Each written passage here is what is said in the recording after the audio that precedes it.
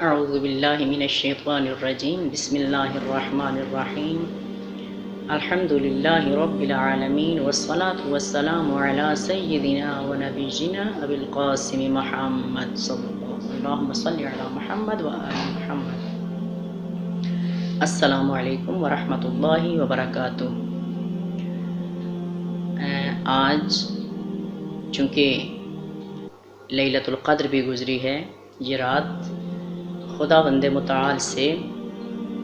جب لیلۃ القدر کے بارے میں سوال کریں گے، اور اس سے دعا کے کلامات بھی جو فرزند رسول نے بیان فرمائے وہ بھی لیلۃ القدر سے ہی مربوط ہیں۔ فرماتے ہیں اللہم ارزقنی فیہ فضل لیلۃ القدر وسیر اموری فیہ من العسر الی اليسر واقبل معاذری وحط عنی الذنب والوزر یا رؤوفا بعبادہ الصالحین۔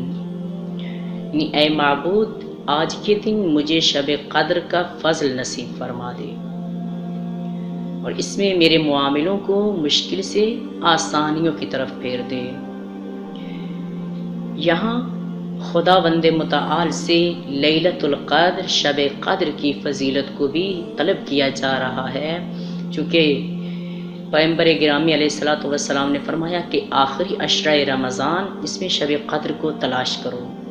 اس کے بارے میں مختلف روایات ہیں، جیسے بعض روایات میں 19 رمضان، بعض میں 21 رمضان، بعض میں 23 اور 27 رمضان، اور زیادہ تر روایات 23 رمضان اور 27 رمضان کے حوالے سے ہیں۔ تو لیلۃ القدر کی فضیلت، کیا فضیلت ہے لیلۃ القدر کی؟ خداوند متعال کا شکر ادا کرتے ہیں کہ اس نے ہمیں اس سال پھر لیلۃ القدر نصیب فرمائی، اور بالخصوص شکریہ ادا کرتے ہیں النور چینل کا کہ جنہوں نے ہمیں یہ سعادت بخشی اور ہمیں یہ کلمات دہرانے اور پڑھنے اور بتلانے کی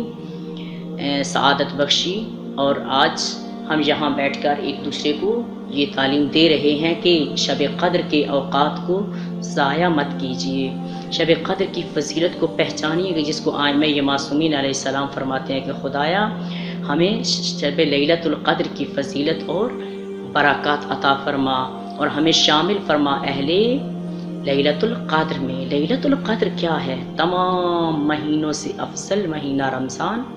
اور تمام راتوں سے اور 1000 مہینوں سے افضل یہ ایک رات قرار پائی جس میں قرآن کا نزول ہوا، جس میں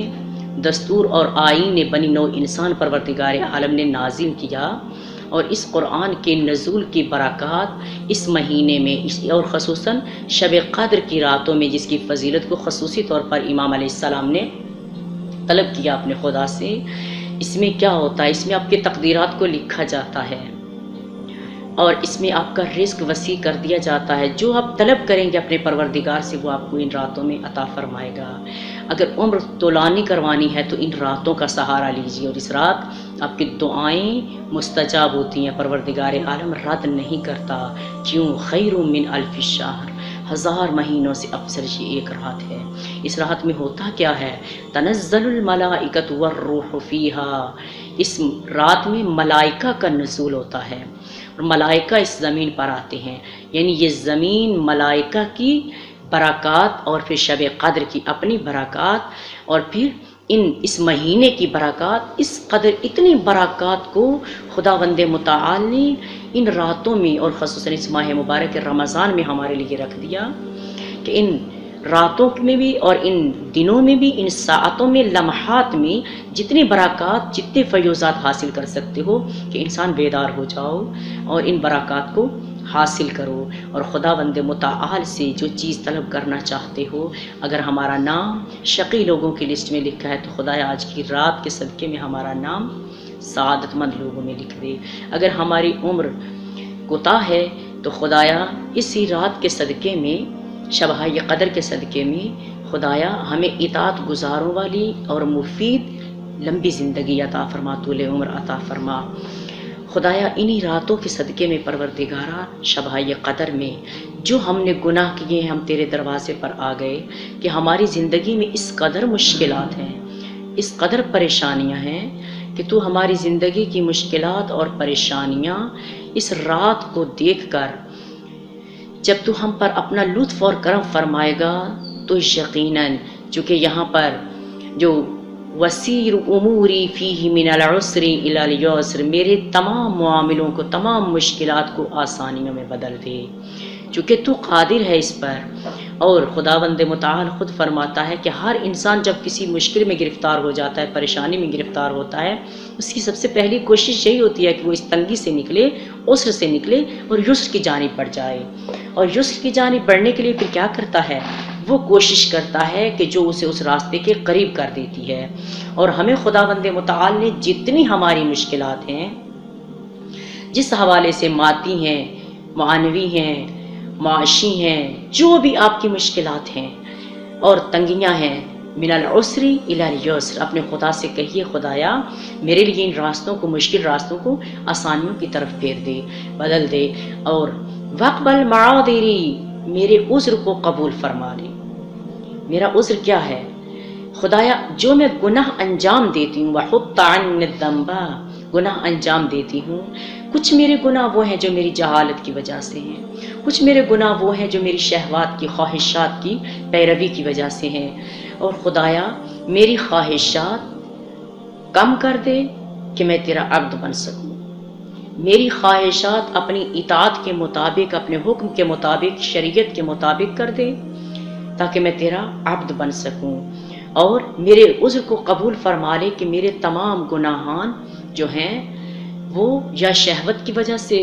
یا جہالت کی وجہ سے یعنی میں جانتی نہیں تھی اور اس گناہ کو انجام دے دیا، اس کے عذاب کو سامنے نہیں رکھا، یا میری خواہشات اس قدر غالب آ گئی تھی مجھ پر کہ میں بھول گئی کہ میں تیرا عبد ہوں، اور خواہشات کو غالب کر کے تیرے حکم کو پس پشت ڈال دیا۔ پروردگار میں تیرے دروازے پر استغفار کرنے کے لیے آئی ہوں، اور وہ بھی آج کی رات، یعنی شب-ے قدر جتنی گزری، اور آج بھی شب قدر کا دن بھی اسی طرح بابرکت ہے جس طرح رات اس کی بابرکت ہے، دن میں بھی برکات اور فیوزات پروردگار عالم عطا کرتا ہے۔ تیرے دروازے پر استغفار کرنے کے لیے جو بھی آئے تو اسے بخش دیتا ہے، اور تو کہتا ہے، حضرت داؤد نبی کو تو نے وحی فرمائی، حکم دیا کہ اے داؤد اگر تم میرے سامنے مخاطب ہونا چاہتے ہو، مجھ سے طلب کرنا چاہتے ہو، تو راتوں کی تاریکی میں جاگ کر میرے سامنے آ کر حاضر ہو جاؤ، کیونکہ جو کوئی رات کی تاریکی میں اپنے نرم بستر کو چھوڑ کر مصلی عبادت پر آ کر کھڑا ہو جاتا ہے، تو اس وقت میں اپنے ملائکہ سے کہتا ہوں، میرے ملائکہ اس کے تمام گناہوں کو بخش دو، میرے ملائکہ بہشت کو اس کا مشتاق بنا دو، اور جو بھی راتوں کو جاگ کر مجھ سے راز و نیاز کرتا ہے، مجھ سے گفتگو کرتا ہے، میرے سامنے اپنے گناہوں کا اعتراف کرتا ہے، اپنی نعمات کا اقرار کرتا ہے، تو میں اس کے نعمات میں اضافہ کرتا چلا جاتا ہوں، اس کے گناہوں کو بخش دیتا ہوں، اس کے استغفار کو قبول کرتا ہوں۔ جب استغفار کو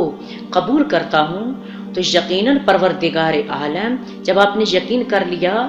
کہ وہ میری استغفار کو قبول کرے گا، میں خالص ہو کر اس کا عبد بن کے آیا، تو وہ بھی یقیناً قبول فرما لے گا۔ تو جب اس کے سامنے آئیں گے داؤد نبی سے جب یہ جملے فرمائے کہ میں بہشت کو تمہارا مشتاق بنا دیتا ہوں،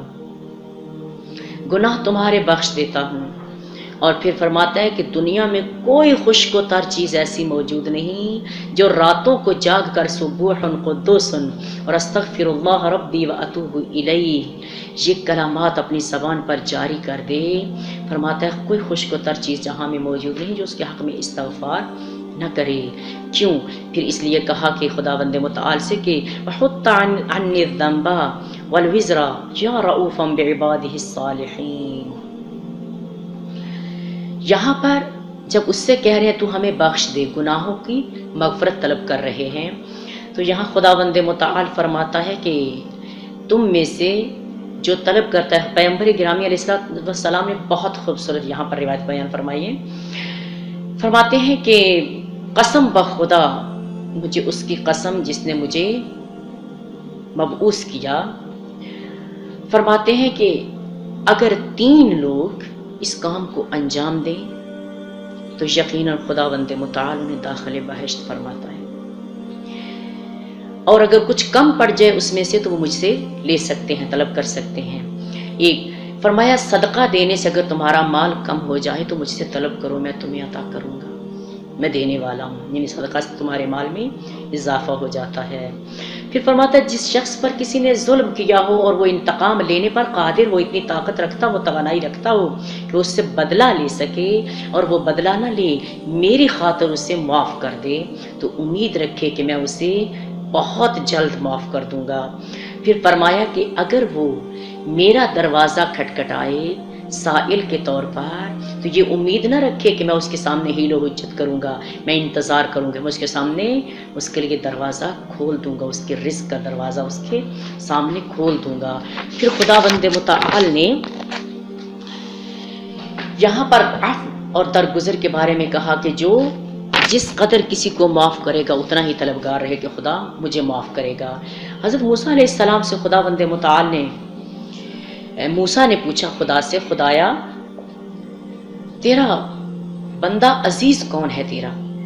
یعنی جسے تو بہت عزیز رکھتا ہوں وہ کون ہے؟ خداوند متعال نے فرمایا موسیٰ سن،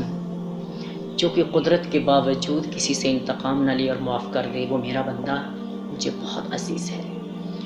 پھر امام سجاد علیہ السلام فرماتے ہیں کہ روز قیامت خداوند متعال اولین اور آخرین کو جمع کرے گا اور منادی ندا دے گا، منادی ندا دے کر کہے گا کہ کہاں ہے تم میں سے اہل فضل جن پر فضل ہوا؟ کہتے ایک گروہ اٹھ کر کھڑا ہو جائے گا اور وہ گروہ کہے گا کہ ہم اہل فضل ہیں۔ خداوند متعال پوچھے گا کہ تم نے کیا ایسا کام انجام دیا؟ تو پھر وہ بول کر کہیں گے خدایا جس نے ہم سے تعلق توڑنا چاہا ہم نے اس سے تعلق جوڑنے کی کوشش کی، جس نے ہمیں دینے سے محروم رکھا ہم نے اسے عطا کیا، اور پھر فرمایا کہ جس نے جو ہم پہ ظلم کرتا تھا ہم اسے خدا کی رضا کے لیے معاف کر دیتے تھے۔ اور کہتے ہیں کہ پھر ملائکہ بول کر کہیں گے کہ واقعاً یہ سچ کہہ رہا ہے، یہی اہل فضل ہیں، اور خداوند متعال کی آواز آئے گی کہ ان اہل فضل کو داخل بہشت کر دو، اور استقبال کے ساتھ ان کو داخل بہشت کر دیا جائے گا۔ تو والوزر یا رؤوف بعبادہ الصالحین، اے مہربان ترین اپنے بندگان صالح پر ہماری بھی یہی التماس ہے، یہی آرزو ہے کہ آج ہمیں اپنے ان صالحین بندوں کے ساتھ شمار کرتے ہوئے ہم پہ مہربان ہو جا اور ہمیں معاف فرما۔ السلام علیکم ورحمۃ اللہ وبرکاتہ۔